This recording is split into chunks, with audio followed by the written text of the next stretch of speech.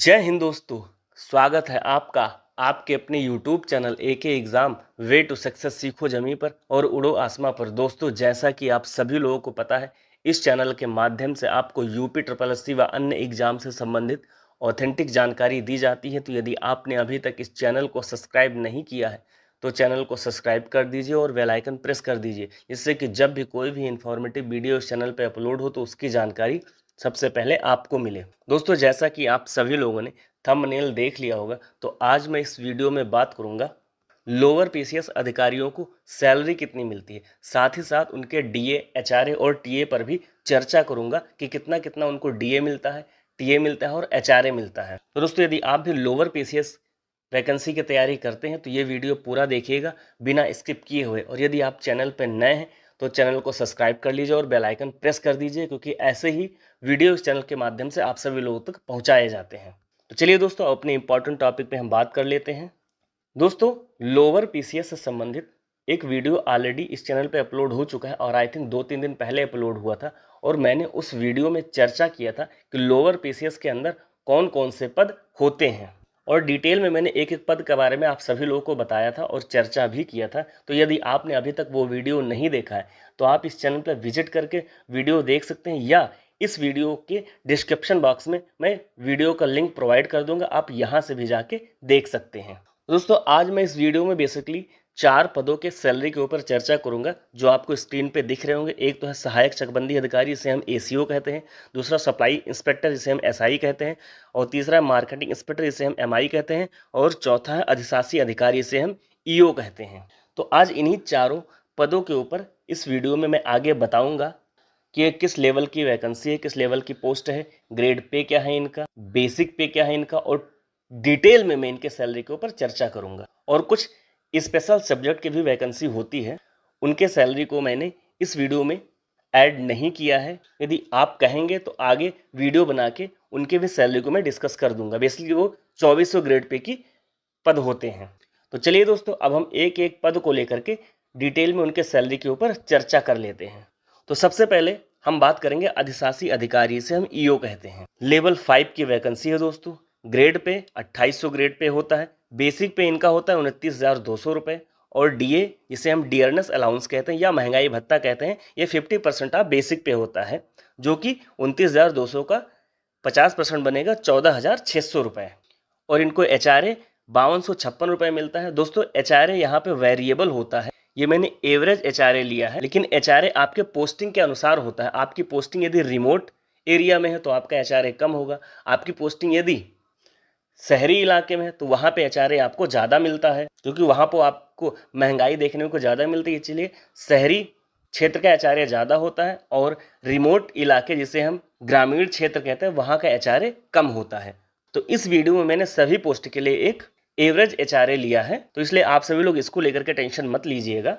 आगे यहीं पर टीए, जिसे हम ट्रैवल अलाउंस कहते हैं, तो ट्रैवल अलाउंस इनको 4,716 रुपये मिलता है। दोस्तों, यदि आप लोग एचआरए का फुल फॉर्म जानना चाहते हैं तो ये होता है हाउस रेंट अलाउंस, घर किराया भत्ता। आप कहीं जाएंगे तो वहाँ पर आपको रहने के लिए घर चाहिए, तो आपका उस शहर या उस गांव में तो घर होगा नहीं, आपको किराए पर लेना होगा, तो सरकार आपको हाउस रेंट अलाउंस देती है, घर किराया भत्ता देती है। अब दोस्तों, यदि हम बेसिक पे डीए, एचआरए और टीए को जोड़ लेते हैं तो इनकी ग्रास सैलरी बन जाती है 53,772 रुपये। लेकिन आपको 53,772 रुपये नहीं मिलेगा, क्योंकि गवर्नमेंट के द्वारा 10% एनपीएस काटा जाता है, जो कि जब आप रिटायर होते हैं तो उसमें 14% गवर्नमेंट अपनी तरफ से मिला के आपको उसका पेमेंट कर देती है। ये जो 10% एनपीएस काटा जाता है, ये बेसिक पे और डियरनेस अलाउंस का 10% होता है, जो कि आपका 4380 रुपये बनता है। तो जो आपका 53,772 रुपये सैलरी, उसमें से 4,380 रुपये घटाया जाता है, और जो घटाने के बाद जो अमाउंट होता है वो आपको सैलरी के रूप में इन हैंड मिलता है, जो कि आपका टोटल सैलरी बनता है 49,392। लगभग 50,000 के आसपास आपको सैलरी मिल जाती है, जो कि ये अधिशासी अधिकारी की सैलरी होती है। तो आपको ध्यान रखना है कि एचआरए मैंने एवरेज बताया, एचआरए आपका बढ़ भी सकता है, घट भी सकता है, तो इसके अकॉर्डिंग आपकी सैलरी थोड़ी बढ़ भी सकती है, सैलरी थोड़ी घट भी सकती है, लेकिन लगभग आपको 50,000 के आसपास सैलरी मिलती है इन हैंड। और दोस्तों, अधिशासी अधिकारी की पोस्ट एक अच्छी पोस्ट होती है और भौकाली पोस्ट होती है। आपको एक प्रशासनिक अधिकारी का फीलिंग आता है इस पोस्ट के ऊपर, क्योंकि आपके नीचे लगभग 40-50 आदमियों का स्टाफ काम करता है, जो आपको रिपोर्ट करता है। इस पद के अंतर्गत। दोस्तों ये तो है अधिशासी अधिकारी के सैलरी के ऊपर डिटेल चर्चा। अब हम बात कर लेते हैं बचे पदों के सैलरी के ऊपर। तो अब जो बाकी बचे पद हैं उनमें है एसीओ, एसआई और एमआई, जो आप स्क्रीन पे देख रहे हैं। एसीओ का मतलब अभी मैंने आपको वीडियो के स्टार्टिंग में ही समझाया, सहायक चकबंदी अधिकारी। एसआई क्या होता है? सप्लाई इंस्पेक्टर होता है। एमआई क्या होता है? मार्केटिंग इंस्पेक्टर होता है, जिससे आप लोग भली भांति परिचित होंगे कि लोअर पीसीएस में एसआई और एमआई का बहुत ज्यादा दबदबा होता है और आप लोगों ने इन्हीं पोस्टों के बारे में सुना भी होगा ज्यादा। अब इनके सैलरी के बारे में चर्चा कर लेते हैं। दोस्तों ये लेवल 6 की पोस्ट है और इनका ग्रेड पे होता है 4200। आप सोच रहे होंगे 4200, जी हाँ, ये 4200 ग्रेड पे की वैकेंसी है। इनका बेसिक पे होता है 35,400 रुपए और डियरनेस अलाउंस जो कि 50% आप बेसिक पे होता है, इनका होता है 17,700 रुपए। और इनको एचआरए जिसे हम हाउस रेंट अलाउंस कहते हैं 6,372 रुपए होता है। दोस्तों यहाँ भी मैंने एचआरए एवरेज लिया है। यहाँ भी आपको एचआरए पोस्टिंग के अनुसार दिया जाता है। यदि आपकी पोस्टिंग रिमोट एरिया में है तो आपको एचआरए कम मिलता है और यदि आपकी पोस्टिंग शहरी एरिया में तो आपको एचआरए ज़्यादा मिलता है, क्योंकि शहर में ज़्यादा महंगाई होती है कंपेयर टू रिमोट एरिया। क्योंकि यदि आप किसी शहर में जाएंगे और वहाँ पर रहने के लिए रूम ढूंढेंगे, आप एक थोड़ा अच्छा खासा रूम ढूंढेंगे तो आपको बहुत महंगा मिलेगा। और यहीं यदि आप रिमोट इलाके में आएंगे और आप एक रूम ढूंढेंगे रहने के लिए तो कंपेयर टू शहरी इलाका आपको कम रेट में भी रूम मिल जाएगा। तो गवर्नमेंट आपके पोस्टिंग के अनुसार ही आपको एचआरए का पेमेंट करती है। ट्रैवल अलाउंस दोस्तों 4,716 रुपए आपको मिलता है।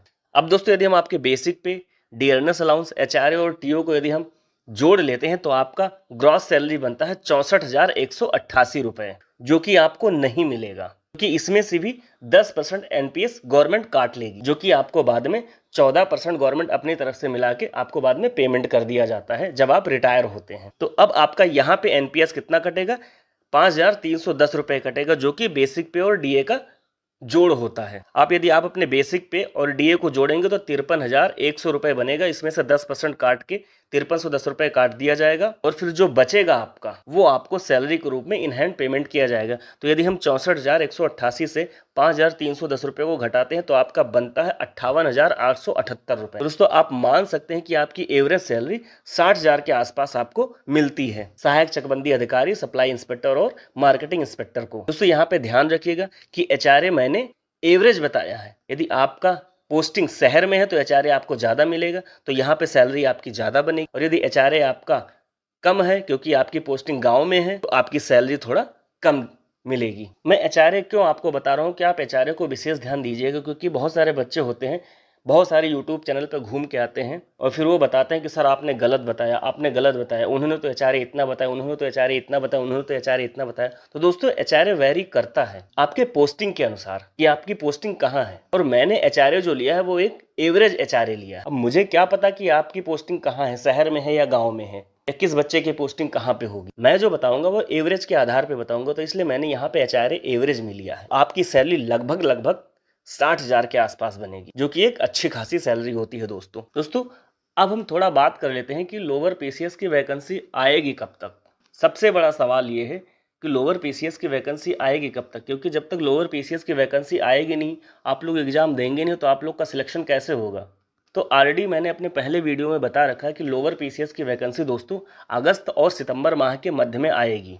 इन दोनों महीनों के बीच में कभी भी यूपीएससी आयोग के द्वारा नोटिफिकेशन जारी किया जा सकता है। और आप सभी लोगों को अब ये पता होगा कि 2019 में या उससे पहले लोअर पीसीएस की वैकेंसी यूपीपीएससी के अंडर में थी, फिर बाद में लोअर पीसीएस की वैकेंसी को यूपीएससी के अंडर में कर दिया गया। और पहले लोअर पीसीएस के अंतर्गत बहुत सारी वैकेंसी थी, बहुत सारे पद थे, लेकिन जब इसे यूपीएससी के अंडर में किया गया तो 4-5 पदों को छोड़ के और सारे के सारे पदों को यूपीपीएससी के अंदर ट्रांसफर कर दिया गया। तो अब इस समय लोअर पीसीएस के अंतर्गत 5 से 6 पद आते हैं, जो कि ऑलरेडी मैंने आपको वीडियो बना के बता दिया, आप वो वीडियो जाके देख सकते हैं। दोस्तों यदि वीडियो आपको पसंद आई है तो वीडियो को लाइक और प्लीज़ आपसे रिक्वेस्ट वीडियो को शेयर जरूर कीजिएगा। और यदि आपके कोई डाउट है तो आप डाउट को कमेंट बॉक्स में जरूर पूछ सकते हैं। और ऐसे ही वीडियो को पाने के लिए इस चैनल को सब्सक्राइब कर लीजिए और बेल आइकन प्रेस कर दीजिए।